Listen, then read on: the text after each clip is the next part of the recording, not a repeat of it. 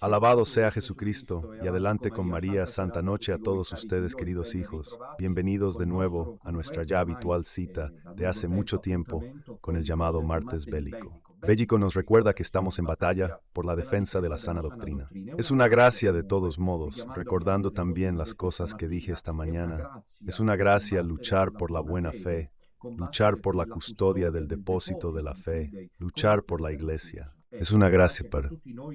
Del pequeño resto hemos recibido, diría en particular nosotros ministros del Evangelio, nosotros sacerdotes. Entonces, Martes Bélico.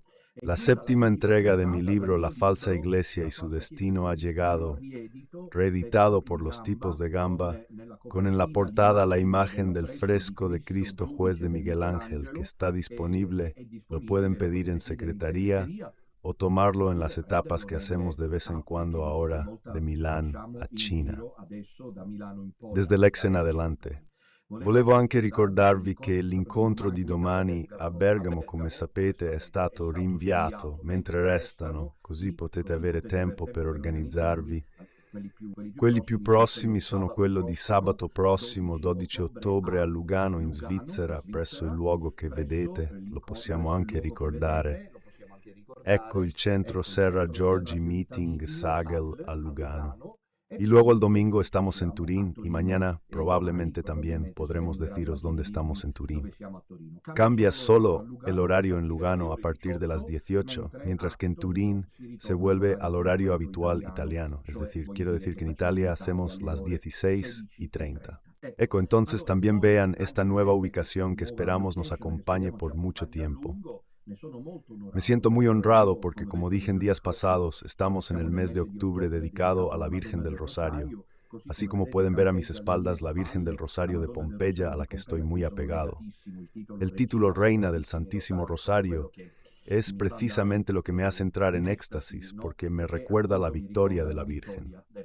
La séptima entrega de este libro mío, como les decía, fue publicada en 2017, así que hace varios años, y que sin embargo es muy actual. De hecho, como habrán podido ver quienes ya lo han adquirido, no he añadido nada y no he quitado nada, salvo añadir solo el prólogo, otro prólogo al libro para actualizarlo. Tal vez en los próximos episodios lo profundizaremos, la introducción, porque es importante. Hemos visto varios temas importantes que anunciaban el tiempo de impostura y apostasía que estamos viviendo, como decía también esta mañana en la sección Santos y Café, y uno se pregunta cada vez más claramente, al hojear estos libros, pero cuando el Hijo del Hombre venga, ¿encontrará fe en la tierra? Lucas 18:8. Jesús lo planteó como provocación, o también, como decía esta mañana, profecía, es decir, vemos este sínodo maldito que se celebra en Roma, la segunda fase, en la cual, sin ser molestados, con el trabajo en curso, la logia masónica satanista avanza en la destrucción del catolicismo romano, no solo pasando por alto el Evangelio. La carta a los Gálatas, San Pablo dice, si incluso viniera, oh tontos Gálatas, oh tontos Unacum, oh tontos Bergoglio, oh tontos distraídos, oh tontos desertores. San Pablo dice, insensatos Gálatas, ¿cómo habéis podido cambiar tan rápido el Evangelio que os anuncié? Mas no existe más que un solo Evangelio, dice San Pablo. Y si incluso viniera un ángel a anunciaros un Evangelio diferente del que os he anunciado yo, anátema sit, sea excomulgado a vuestros ojos.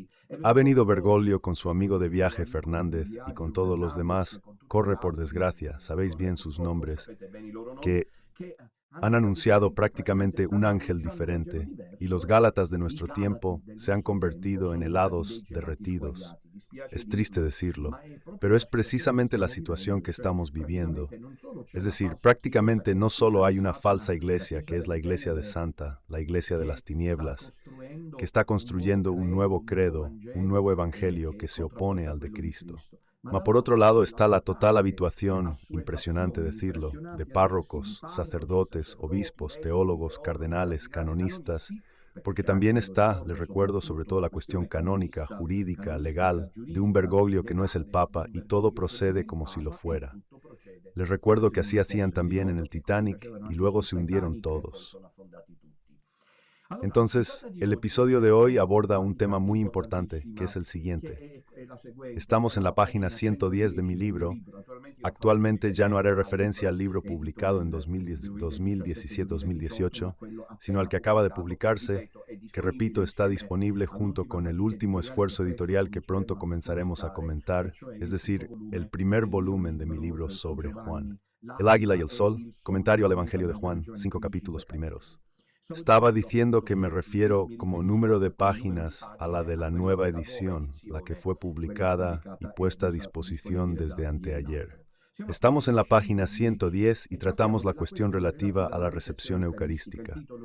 El título de hoy, como saben, de esta noche, es La misa y la comunión en la mano. ¿Qué me ha impulsado a tratar este tema? ¿Por qué lo trato? ¿Y en qué punto estamos? Así que, ante todo, me había acompañado mucho en mi vida de párroco una prioridad. Luego, cuando Bergoglio, en su infinita misericordia, me quitó el mismo día del anuncio a la parroquia, la cuestión no la traté más. ¿Por qué no la traté? A decir verdad, el motivo es más simple de lo que puedan pensar, porque alguien me preguntó, ¿pero cómo es posible, habiendo leído este libro, que hables con tanta pasión de la comunión en las manos como un gran problema y luego no se menciona más? El motivo es más simple de lo que puedan imaginar, y es este, que prácticamente yo, al haberme quitado la parroquia, me fui a pequeña Nazaret. Piccola Nazaret viene un pueblo que ha permanecido católico, un pueblo fiel a las enseñanzas de Cristo y de la Iglesia, y que por eso ha terminado tomando la comunión todos de rodillas. Te digo esto incluso antes de que yo aterricé en la misa tradicional, en la misa Veto, gracias al documento de Benedicto XVI sobre Moro Pontífico, con el cual, lo recuerdo, Benedicto XVI permitió celebrar la misa tradicional sin, gracias a Dios, tener que pedir más permiso a los obispos masones en Italia. Es por eso que Benedicto lo hizo. Cuando era párroco, los fieles parroquianos, hay muchos del pequeño resto que me siguen, por lo tanto pueden testificar cuando hago estas referencias al pasado. Una de mis batallas era la de comprometer a los fieles a no recibir absolutamente, en la medida de lo permitido, la comunión en las manos. Era para mí una verdadera profanación, un sacrilegio, también porque hubo un sacerdote estadounidense que hice un video con un guante negro, una hostia no consagrada sobre el guante y luego la quitó. Ha podido mostrar a los rayos cuántos diminutos fragmentos quedaron en el guante y luego, cuando el guante se movió un poco, cuántos cayeron. La Iglesia enseña que Jesús está presente tanto en el todo como en la parte, en el fragmento. Quindi una profanación continua. Luego estas manos sucias, estas manos que el signo de paz, me refiero a la misa en el Novus Ordo, nunca sabemos lo que los demás han podido tocar, se ponen el dinero en la cesta para la colecta y luego se recibe la Eucaristía. Sin mencionar las decisiones embarazosas durante el confinamiento, por las cuales en un momento dado vieron el spray, esas cosas. Mejor dejémoslo, porque ahí realmente estamos en el grotesco. Pero yo como párroco siempre animaba a los fieles a no recibir la comunión en las manos, porque siempre lo sentí como una profanación, una victoria de santa a través de la logia masónica. Luego, un par de cosas me han confirmado esto. Yo me convertí en párroco muy joven. Piensen, fui ordenado sacerdote, como saben, hace 25 años, hace algún tiempo, en unos meses. En diciembre del 99, 27 de diciembre del 99, logré hacer un año y medio aproximadamente de vicario y luego el cardenal de Giorgi, según yo equivocándose, enviaba a los sacerdotes al frente por las necesidades pastorales. No se envía a un cura de 27 años como párroco, según yo. Las parroquias pueden esperar, se agrupan. Se necesitan párrocos con 10 años de experiencia, si no se queman. Y de hecho, estos obispos que envían a los sacerdotes al desastre llevan en su conciencia a sacerdotes que luego se queman y dejan el sacerdocio, se van con una mujer si les va bien. Y me detengo aquí, está bien, porque explotan. Desgracia. En cambio debería ser, disculpen este inciso, pero ahora tengo 51 años, soy pastor, voy entendiendo las cosas cada vez mejor, aunque me mantienen como una peste al margen de todo. No importa, sigo adelante. Llené con mis hermanos el Salón de Milán el domingo pasado en el total silencio incómodo de los medios.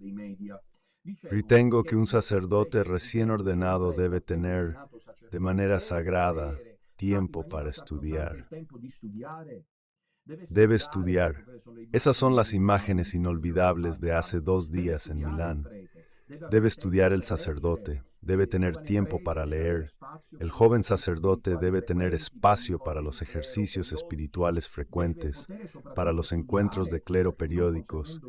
Debe poder sobre todo estudiar, ¿por qué no?, obteniendo grados académicos adicionales, en este caso la licencia en teología y aún más si es posible el doctorado para precisamente acreditar su obra. Swami Warren. A los 26 años, a los 27 años, hablo de la experiencia de Palermo y hablo de hermanos naturalmente queridos por mí, porque son de mi misma edad, que luego dejaron el sacerdocio. Uno de los motivos es porque estallan en la parroquia, porque los envían párrocos a 27, 28, 30 años con 1, 2, 3 años de misa. En parroquias además también problemáticas, como me sucedió a mí, porque tuve parroquias periféricas, difíciles. Entonces, para decir que cuando fui enviado como párroco, desde el principio, incluso joven, tenía 27 años y medio. Imagínense, me convertí en párroco en una de las parroquias más difíciles de Palermo, en Boca di Falco, en la periferia norte de Palermo. A 27 años y medio, no sé yo. Realmente la Virgen siempre me ha sostenido, también porque cuando llegué, los fieles de Boca di Falco, parece que tengo una estrella en la cabeza mientras... Y en Camisa's House de la Virgen no es un efecto escenográfico. Llegué con el rosario y me puse a trabajar. Una de las primeras cosas que quise hacer fue invitar de inmediato, si lo recordarán los fieles de Boca di Falco y están en el pequeño resto, invitar a los fieles a no tomar la comunión en las manos. En el transcurso del tiempo llegaron algunas confirmaciones. Quiero citar solo 2 porque hay muchas. Una es magistral. Es un documento de la Santa Sede firmado por el cardenal Francis Arinze, africano. Creo que aún está vivo, casi centenario, o al menos nonagenario seguramente, prefecto de la Congregación para el Culto Divino. En marzo de 2004, poco antes de la desaparición, un año antes de la muerte de Juan Pablo II, se produjo este documento aprobado, como es obvio, por el Santo Padre, que se llama Redemptionis Sacramentum, publicado el 25 de marzo de 2004.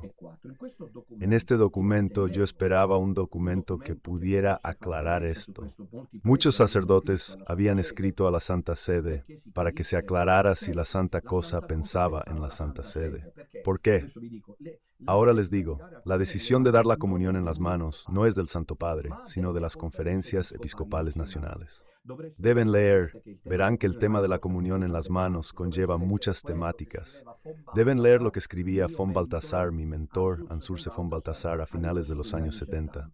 Lui decía que las conferencias episcopales surgieron como un verdadero acontecimiento, una victoria de la anticristiandad, de la masonería, de los enemigos de Cristo, porque tenía razón, fue profético, porque la profecía se puede ejercer o por vía infusa o por vía adquirida.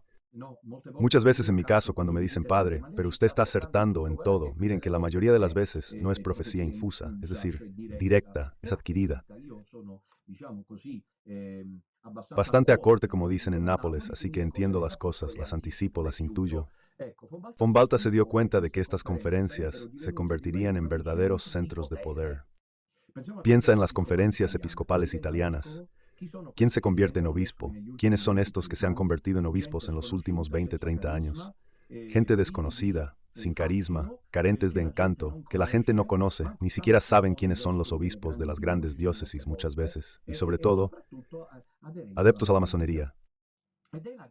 Las conferencias episcopales son las que han determinado la elección inesperada y sobre todo injustificada de pasar de la recepción eucarística de rodillas o al límite de pie, de todos modos en la boca, en la lengua, a la comunión en las manos, con pretextos que son análogos, como decía esta mañana, a los relativos a las diaconisas. Y es decir, siempre hay detrás una maniobra ideológica. Por ejemplo, dicen que las mujeres deben ser diaconisas por discriminación, por subir al altar, porque antes estaban ahí.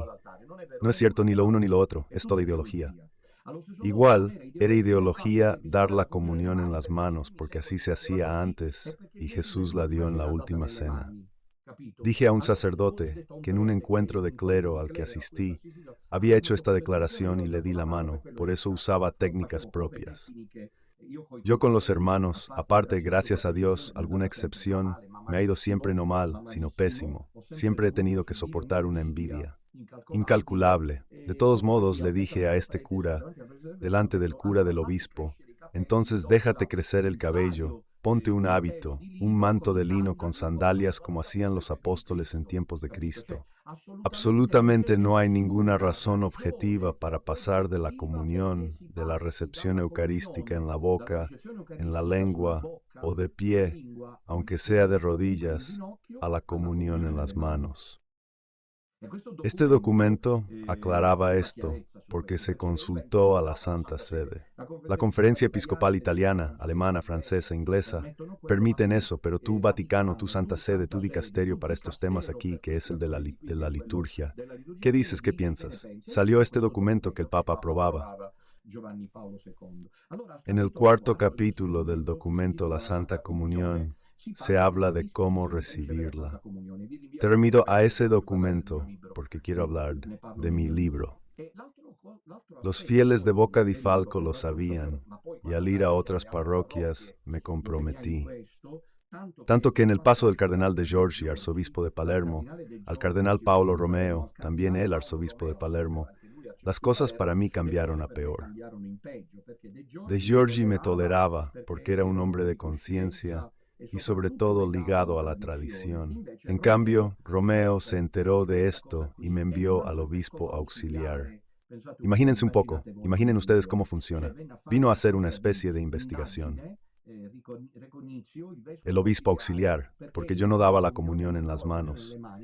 Y había gente progresista, estos Bergoglianos ante Ventum, que iban al obispo a quejarse porque yo no daba la comunión en las manos. Y yo cada vez he invocado este documento de la Santa Sede. No estén pendientes de mis debates con el obispo, porque él me decía, pero nosotros, los obispos italianos, yo soy el obispo de tu diócesis, tú debes obedecer. E io dicevo, eminencia, hablo del obispo auxiliar. Mire, hay un documento de la Santa Sede que es un órgano superior a las conferencias episcopales, por lo que usted no puede imponerme esto. Y yo no soy en absoluto desobediente, porque un documento de la Santa Sede como el Redemptoris Sacramentum, publicado el 25 de marzo de 2004, autoriza a dar la comunión en la boca y de rodillas.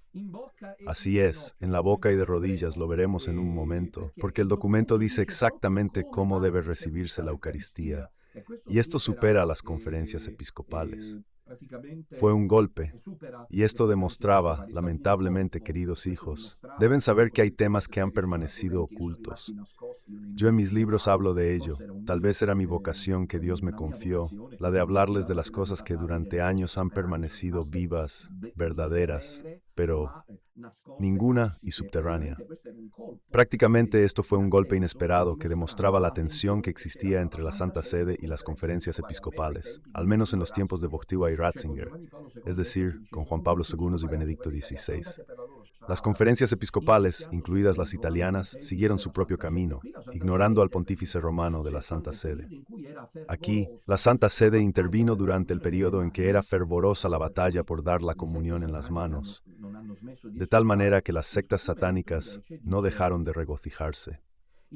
El documento, sin embargo, dice, en el número 90, que los fieles se comunican de rodillas o de pie, como lo establece la Conferencia de Obispos y confirmado por la Sede Apostólica. Cuando, sin embargo, se comuniquen de pie, se recomienda que antes de recibir el sacramento hagan la debida reverencia según las normas establecidas, es decir, inclinen la cabeza delante del santo. Quindi la Santa Sede reiteraba frente a la injerencia de las conferencias episcopales que querían, en cuanto a logias masónicas, las conferencias episcopales son logias masónicas, la comunión en las manos. La Santa Sede decía que la única manera de recibir la Eucaristía es de rodillas y en la lengua. 91.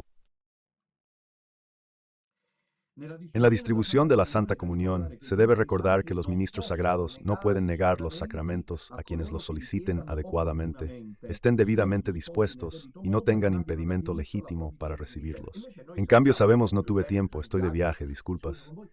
¿Cuántas imágenes, por desgracia, hay en los videos de redes sociales de cardenales y obispos dispersos por el mundo, desde América Latina hasta Europa, que cuando se presentaban, fieles, aún hoy sucede que los quieren de rodillas?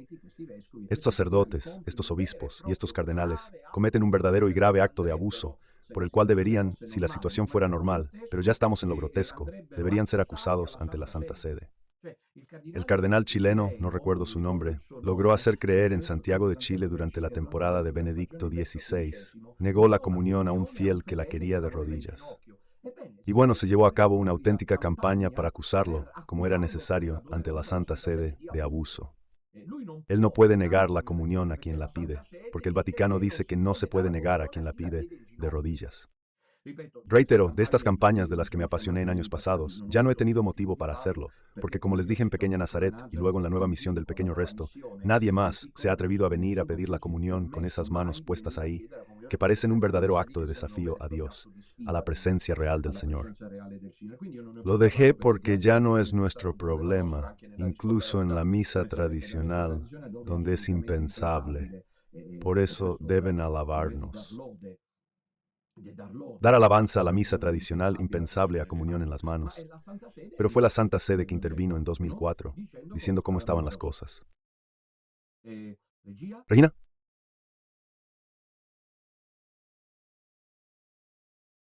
no entendí.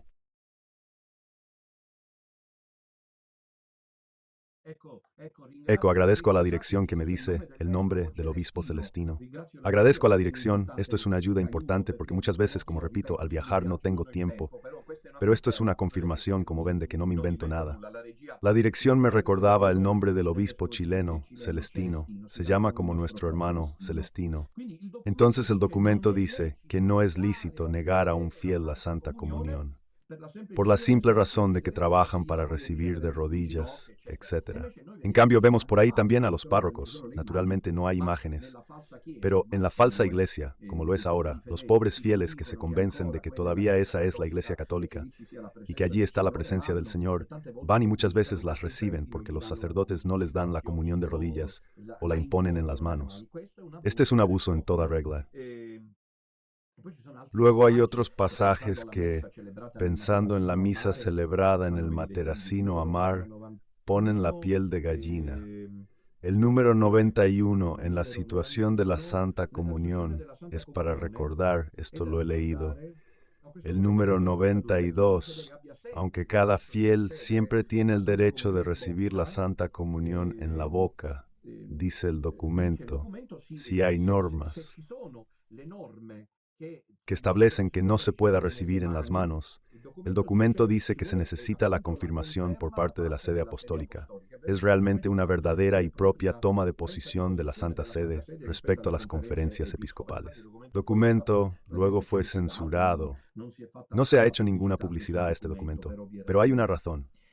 Y ese es el pasaje que aprendí de memoria y que le reiteré a mi obispo cuando me envió la inspección del obispo auxiliar como si estuviera cometiendo un abuso litúrgico. Yo dije, Eminencia, el abuso lo hacen ustedes. He citado esta Tvergi. El documento dice, si hay peligro de profanación, no se distribuye a la Santa María, o solo en mano de los fieles. Llegué como párroco a San Giovanni Bosco, la parroquia más poblada que Boca di Falco, la tercera parroquia, con varias miles de feligreses, pero que siempre está llena. En práctica terminó que el obispo sabía que yo los domingos no daba la comunión en las manos. El obispo me llamó y me dijo que esto estaba completamente prohibido. Veremos el video, sí. Le dije al arzobispo que este abuso lo cometía él al llamarme para reprenderme. Y cité de memoria este pasaje. ¿Por qué no das la comunión en mano? Eminencia, hay un documento en el número 92, Revisión Sacramentum, que si se aprueba en contra, es superior a usted.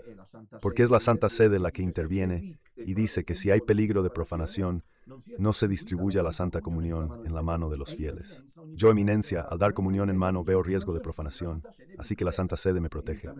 Y ya prácticamente las plumas en el saco. Luego lo pagaba de otras maneras, naturalmente. Luego, el documento número 93 dice que es necesario mantener el uso del platillo para la comunión de los fieles, para evitar que la sagrada hostia o alguna partícula caiga. Ahora la dirección nos muestra la imagen de la que hablaba. Es una imagen que hace reflexionar, está sin sonido, así que se los demuestro yo. Aquí estamos en Santiago de Chile, miren lo que sucede. No da la comunión a las personas que quieren recibirla de rodillas. Es un verdadero abuso. Si luego el equipo me colabora de inmediato, podemos mostrar lo que sucedió a celebración dominical en Bélgica con el falso papa. Ci sono las imágenes di Silere non possum, el perfil de Facebook de Silere non possum, que loablemente han puesto en marcha las imágenes de ministros extraordinarios, porque los sacerdotes no pueden. Pero ¿por qué los sacerdotes no dan la comunión? Deben dar el ministro extraordinario en esta ocasión, en la que se ve a Federa que la dan como si fueran caramelos, chocolates. En unos momentos lo veremos. En cambio, la Santa Sede invita a usar el plato porque siempre pueden caer fragmentos nosotros, incluso cuando celebramos en estas reuniones. Uno de los momentos cuales yo tengo muchísimo, mis colaboradores lo saben, es el de estar muy atentos a la profanación eucarística. Quiero decir que puede, pero sin culpa y responsabilidad, caer una hostia al suelo. Entonces la tomas, la recoges, quiero decir, esto puede suceder lamentablemente, a mí varias veces me ha sucedido, pero no obstante la comunión dada, así como si fueran chocolates y caramelos, el momento de gracia, el momento de fe, que no se puede ciertamente pasar por alto. Y luego el documento dice aún más cosas que naturalmente ahora les ahorro. Este fue uno de los motivos fundamentales por los que luego, cuando escribí este libro en 2017, como pueden recordar los de la primera hora, a caballo entre la remoción como párroco y el nacimiento del pequeño resto. Así que todavía tenía en mente este tema de la comunión en la boca y de rodillas. Y por eso en este libro me ocupé del asunto. El tema también porque, además del documento que os mencioné, es decir, la redención del sacramento, repito, publicado el 25 de marzo de 2004, leí en ese periodo, creo, providencialmente, las visiones místicas de María Sima. María Sima es una mujer fallecida hace algunos años, austriaca, que recibió de Dios un don especial, el de hablar con las almas del purgatorio. Uno de los temas que las almas del purgatorio han tratado con gran constancia ha sido el dolor experimentado en el cielo por la comunión en las manos. Y María Sima añadió cosas interesantes, es decir, esto es lo que me quedó grabado, que los obispos y los cardenales y los sacerdotes, sobre todo obispos y cardenales, que han aprobado la comunión en la mano, y si acaso se salvan el alma, es decir, no terminan en el infierno, no irán al paraíso y permanecerán en el purgatorio, hasta que en la Iglesia no se intervenga para abolir este verdadero abuso de origen masónico satanista de la comunión en la mano. Problema resuelto, creo yo, de la reforma litúrgica conciliar. Ahora leo de mi libro y luego, cuando estén listas las imágenes de la decisión eucarística, las pueden emitir sin que yo interrumpa. Es el nudo sin resolver, escribo, a mi parecer, de la reforma litúrgica conciliar, tanto más decisivo cuanto menos parece querer ocuparse de ello el establecimiento. Parece que ya... Figúrate si para la falsa iglesia berluyana esto es un lío, para mí. No es cierto, escribía en 2017, que esté en la cima de las preocupaciones de la falsa iglesia y donde se discute la reacción es siempre la misma, la de tachar de círculos reaccionarios tradicionalistas a esas realidades católicas, pocas pero valiosas, que plantean la cuestión, considerándolo todo al más el discurso, la cuestión, un tema anacrónico y anticonciliar. En vez el tema de la comunión en las manos debe, decía en 2017, ser tratado urgentemente como tema prioritario, porque allí está Jesús. Recordad, hijos queridos, esto es clave. No necesito llamaros, porque todos vosotros, gracias a Dios, no recibís la comunión en las manos. Ténganlo presente, por favor. Bisogna recordar que en los documentos del concilio, incluso en presencia de afirmaciones avanzadas respecto a las novedades más significativas propuestas en la liturgia, nunca se menciona la comunión en las manos. Entonces, la comunión en las manos no es en absoluto, como dicen algunos, un tema del Concilio Vaticano II, un fruto, como dicen los tradicionalistas, del Concilio Vaticano II. Para nada. Una primera notable incongruencia. ¿Cuántos promueven tal uso de la comunión humana? Lo hacen también aquí bajo la bandera del concilio, que sin embargo no ha dicho estas cosas. En realidad parece casi que aquellos que sufren de tal delito litúrgico, así lo llamo, el de la comunión en la mano, para mí es un delito litúrgico. Sean como enanos pequeños frente a un Gulliver progresista y masónico, que en ausencia de citas directas del concilio, porque gracias a Dios no las hay, hace que el uso provenga como un retorno a los orígenes. Lo del siguiente. Hay esta necesidad de volver a la iglesia de los orígenes, porque el Concilio Vaticano es un nuevo Pentecostés. Estas son las imágenes que ven, pero hay laicos que luego imágenes más impactantes deben tomarlas. No, no son estas. En un momento las verán. Quizás más que cualquier otra cuestión, la de la comunión en las manos aparece realmente como la revelación de la esquizofrenia, porque hace pasar por tema conciliar algo que el concilio no se preocupó de tratar. Mis queridos, nuestra posición es clara y cristalina, gracias a Bergoglio, Viganò, tradicionalistas, sedevacantistas, etc. Nosotros hemos regresado a la misa tradicional, no por un impulso nostálgico que de repente abole el Concilio Vaticano II y considera a Juan Pablo II y Benedicto XVI como innovadores, como hace Viganò. Jamás y nunca Don Minutella hará esto. Luego, si nos convence, id vosotros. Nosotros estamos con la Iglesia Católica de siempre. Por lo que el concilio, como recordó Benedicto XVI, está en el contexto de una hermenéutica de la continuidad, y por lo tanto nos toca justamente protegerlo, aunque no haya sido dogmático. Como dice von Balthasar, no hubo una verdadera y propia profesión de fe, por lo que sería deseable, más que nunca urgente, cuando las cosas eventualmente se arreglen, que se aspire justamente a un concilio ecuménico, en el cual urgentemente se renueve la profesión de fe para los tiempos actuales. Los detalles de la aprobación de la comunión en las manos siguen siendo solo un indulto de la sede apostólica. Cuando, por ejemplo, los obispos italianos, fui a investigar, pero cuando los obispos italianos aprueban la comunión en las manos, descubrí cosas interesantes. Lamentablemente hacen reír de manera amarga. Cuando los obispos italianos, con solo 2 votos más, entonces hubo una división. Muchos obispos italianos, incluidos los sicilianos, gracias a Dios en ese momento, casi todos los sicilianos, creo que todos, no querían la comunión en las manos. Hubo una oposición.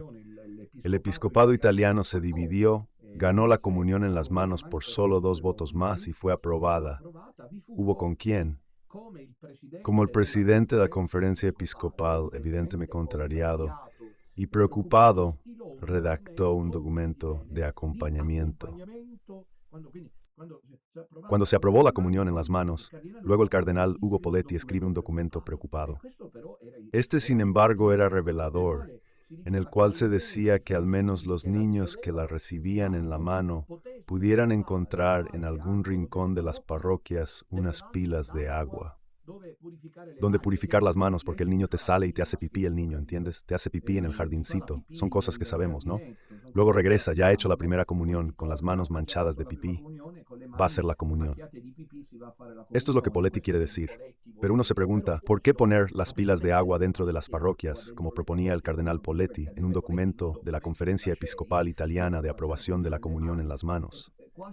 Es casi como si estuviéramos obligados a dar esta comunión en las manos. Está claro que era una forma de hacer entender que estamos obligados, estamos forzados a hacerlo por la dirección masónica. En lugar de impedir el abuso, se preocupaban por contener desde el principio la profanación. Propiamente esta generación de niños criados como católicos entre los años 80 y 90 es la que es. Aparte, obviamente, de la contracorriente, lo escribo aquí, de los grupos de la tradición o de las apariciones de Medjugorje de los años 90, se registra, sin embargo, una despreocupación preocupante respecto al culto eucarístico y la adoración. No es para hablar, salvo excepciones, con jóvenes que crecieron entre los años 80 y 90, a menos que hayan estado en Medjugorje, o hayan conocido sacerdotes santos. De adoración eucarística no saben absolutamente nada, si es que van a la iglesia. El documento en cuestión, publicado por el cardenal Ugo Poletti, con el cual por primera vez se autorizaba la comunión en las manos, se titula Sobre la comunión eucarística y es de mayo de 1989, seguido del decreto de la Conferencia Episcopal Italiana que lo contiene, fechado el 19 de julio de 1989. Y entró en vigor el 3 de diciembre del mismo año, 1989, primer domingo de Adviento. El texto de la instrucción sobre la comunión eucarística respecto a la modalidad de este modo adicional de recibir la hostia consagrada explica: hoy parece particularmente apropiado el uso de acercarse procesionalmente al altar, recibiendo de pie con un gesto de reverencia las especies eucarísticas, profesando con el alma en la fe. En la presencia de Cristo. Vais comprendiendo que ya estaba en juego el método masónico, que no ha cambiado, es el que hoy aplica Bergoglio, la burla, el engaño de las conciencias. Vas allí para recibir la Eucaristía, pero ¿por qué tenerla así en las manos como si fuera un juego? Miren cómo ha tomado la comunión este chico, por favor, este scout. Miren bien, hijos, a qué nivel llegamos. La toma en las manos, observen. Menos mal que nosotros no creemos que allí esté el Señor, porque esa es la falsa iglesia de las tinieblas. Entonces decíamos que se trata de un indulto de la Santa Sede de la comunión en las manos. A través de la instrucción Memoriale Domini promulgada por la Sagrada Congregación para el Culto Divino, en fecha 29 de mayo de 1969, como les decía, la Santa Sede dejaba, porque muchos me han preguntado por qué Juan Pablo II y Benedicto XVI no lo permitieron. Lo permitieron porque encontraron un documento que dejaba a las conferencias episcopales la posibilidad de solicitar la facultad de introducir el uso de recibir la comunión en la mano. Posibilidad, no obligación. En la práctica pastoral, porque los masones saben actuar, se pasó de poder recibir en las manos a quien quiere recibir en las manos. En un momento lo toma en las manos, asume la responsabilidad, a la obligación de recibirlo en las manos. Por lo tanto, quien ha seguido queriendo recibir de rodillas y en la boca ha sido tratado como un fuera de la iglesia. A veces, a decir verdad, parece vano el intento de plantear al menos la cuestión, porque el interlocutor parece cegado. Esto lo escribía en 2017. Atención. Lo que desafortunadamente todos ustedes ahora, pero yo no soy el Papa, la falsa iglesia, la herejía, la apostasía, un contraevangelio que va contra la palabra de Cristo, como en las manos, los diversos actos de los que se han vuelto a casar, el bienestar de las parejas 10, ustedes se dan cuenta, lo experimentan, sufren por ello, que nada, están cegados. Yo esto ya lo experimentaba en 2017. A veces parece realmente, escribo proféticamente, presenciar ese cegamiento del que habla Pablo en sus cartas sobre los tiempos de la gran apostasía, leyes, energía y aplanos, la potencia de Nano. ¿Cuántas veces sucede que se ve a sacerdotes negando la comunión a quienes desean recibirla de rodillas e incluso en la boca? Aquí también, como en otras cuestiones sensibles, parece que la formación en los seminarios ha sido tan dirigida que hace parecer a los sacerdotes ejecutores de un programa masónico que no puede ser discutido. Los curas no podíamos hablar de eso. Cuando algún sacerdote apegado a la tradición se atrevía, y no los mayores, porque los mayores hablan solo del cambio y ni siquiera lo han notado. Los sacerdotes jóvenes, en cambio, se preocupaban no poco por Porcor y lo unían a menos. De Giorgi se aseguraba con el documento de la Santa Sede, y así se ponía a salvo. Pero luego el cardenal Romeo era uno de esos que evidentemente quería aprobar estas reglas. ¿Quién sabe por qué? Aunque no es irrelevante, esta unión de manos no lo es. Ahora el epicolor lo es. Gracias a Dios es relevante. Lo dije al inicio, por eso no hablé más. Pero dado que estoy abordando mi libro, La farsa iglesia y su destino, publicado en 2017, vean que entonces era aún una batalla. Hoy ya no, porque todos la reciben no solo en la boca, sino de rodillas. Es decir, si alguna vez se presentan allí, saben cuál es el destino de sus manos. ¿Cuál es la razón de mi preocupación? Es claro, es la profanación, como estas que vemos en estas imágenes. Pero ¿por qué la profanación? Porque está la presencia real de Jesús. Miren lo que escribo aquí proféticamente.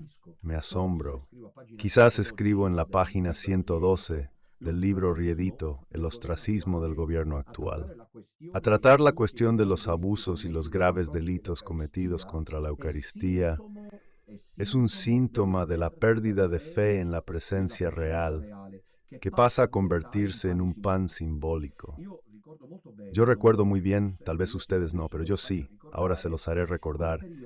Ese periodo en el que Bergoglio eran los primeros años, creo que precisamente 2017, aunque podría equivocarme, pero recuerdo el detalle, fue a Suiza.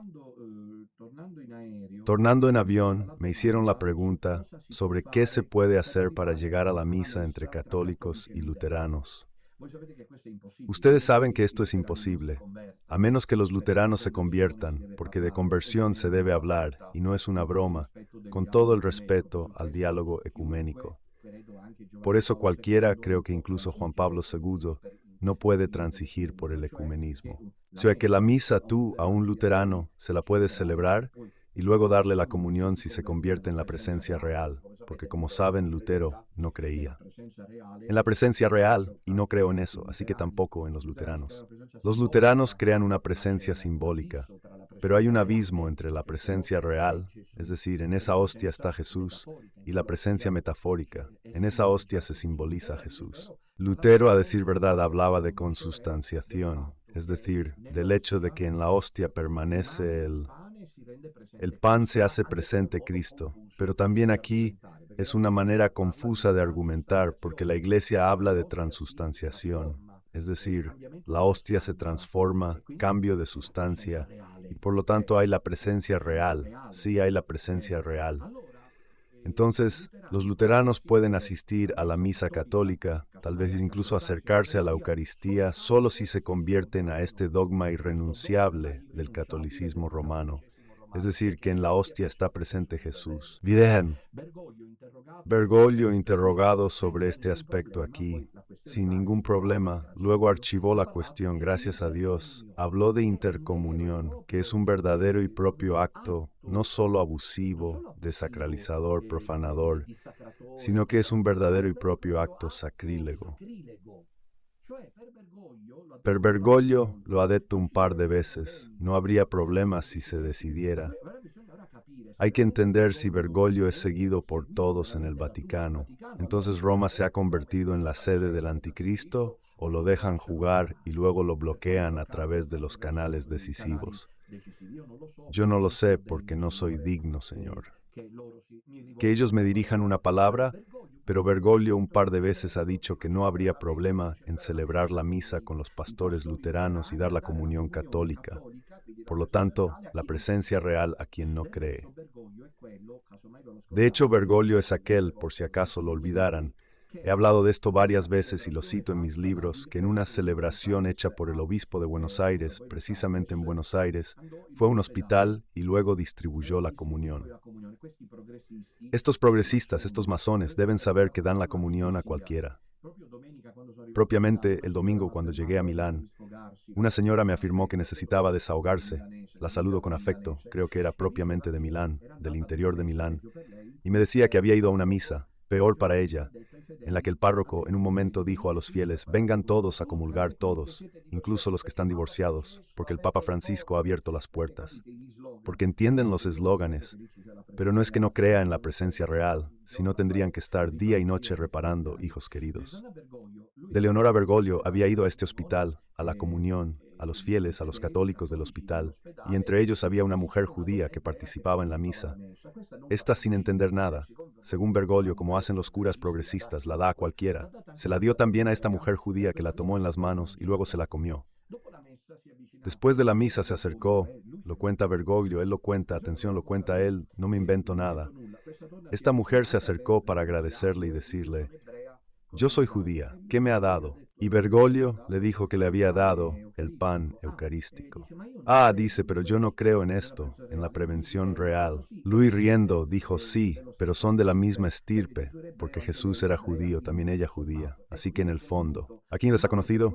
Un acto por el cual él ya resulta excomulgado, porque en ese caso, cuando se hace, obviamente como lo hizo él, quiero creer inadvertidamente, pero si hay reincidencia, es decir, si no pides perdón habiéndolo sabido, estás excomulgado latai sententia. Son temas importantes, pero este es el tiempo de la grosería total. Miren en el Vaticano, en el mundo, en la iglesia, en los medios. Se lucha por sobrevivir en este mundo grosero. Y como decía Max Schneider, tiempo de la banalidad, precisamente de la banalización erigida como criterio informativo, como criterio disciplinario, como criterio normativo. Lo banal se convierte en lo real, increíble en los tiempos que vivimos. Una vergüenza que, por lo tanto, si fuera cierto lo que ha contado, pero no tenemos motivo para dudar en este caso, porque de Bergoglio, ahí está. Gracias a la dirección, el Papa comunica a una mujer judía también lo que te he dado a judío. Ahora él no se arrepintió de este error, si lo hizo sin querer, porque Bergoglio deben saber que confíen en lo que dice cuando habla contra Cristo y la Iglesia. Entonces es sincero. Para Setsfordinorsfergi, Quindiel, la Iglesia enseña los cánones. Los cánones del concepto canónico establecen que en este caso, en caso de profanación de este tipo, hay abuso y sacrilegio. La Iglesia impone la excomunión latae sententia. Bergoglio estaría excomulgado porque no se ha arrepentido de lo que hizo. Es más, hasta se rió de ello. No es un legado entonces de los tradicionalistas, es el asunto central de toda la Iglesia, que antes incluso de preocuparse por el medio ambiente del año 2017, la ecología o la cuestión migratoria, ¿y quién habría podido imaginar que luego podrían ocuparse también de esas cosas que hoy escuchamos? Debería custodiar y proteger al Señor Eucarístico con ese amor y fidelidad que tuvo San José al proteger al niño Jesús. Cada sacerdote realmente cuando distribuye la comunión, nosotros en nuestras reuniones, en nuestras celebraciones, como sodalicio sacerdotal lo hacemos, nosotros, queridos fieles, estamos muy atentos a dar la comunión de la manera correcta. En la Eucaristía, de hecho, por amor a las almas, Jesús se hace vulnerable como cuando era un pequeño infante alcanzado por el odio homicida de Herodes. Imaginad a San José que dejando al niño Jesús en el pesebre, se va a discutir en la plaza de Belén sobre rebaños y la invasión romana y los impuestos injustos, mientras el niño, sin vigilancia, es entregado a manos enemigas. Este aspecto que trato quizás de manera demasiado devota, miren lo que escribía en 2017, ¿quién podría investigar? Pues nunca lo habría imaginado. Este aspecto que trato de manera demasiado devota ha sido configurado por Monseñor Schneider como Ius Christi. El derecho de Cristo. Es muy bello.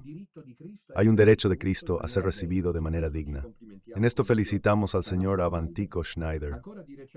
Aún recientemente comentando esta intuición de Schneider, es decir, del justo Christi, el derecho que Cristo tiene de ser recibido de manera devota, el cardenal Burke, quien hubiera imaginado que poco después me llamaría para decirme que me retirara a un monasterio a llevar una vida de penitencia, agradecido por tal intuición afirmaba, recordando, y entonces estos libros que están disponibles, pienso que deberían tener al menos son un documento histórico que demuestran que yo no soy en absoluto lo que me describen y me retratan. Como ven, era devoto de Burke, era devoto de Schneider, salvo luego descubrir lo que realmente soy, y entonces tomar distancia por amor al rebaño, para que las almas no sean engañadas. Escribe, sin embargo, en ese momento Burke, recordándonos la humildad total del amor de Cristo que se nos entrega en la pequeña hostia, frágil por naturaleza. Monseñor Schneider llama nuestra atención sobre la grave obligación de proteger y adorar a nuestro Señor. De hecho, en la Santa Comunión, Él, debido a su amor incesante e inconmensurable por el hombre, se hace el más pequeño, el más débil, el más delicado entre nosotros. Los ojos de la fe reconocen la presencia real en los fragmentos, incluso en los más pequeños, de la Santa Hostia, y nos conducen así a la adoración. Amor. Ahora yo por hoy me detengo aquí porque la introducción ha sido amplia, así que lo retomaremos la próxima semana, si Dios quiere, porque aún hay un amplio análisis.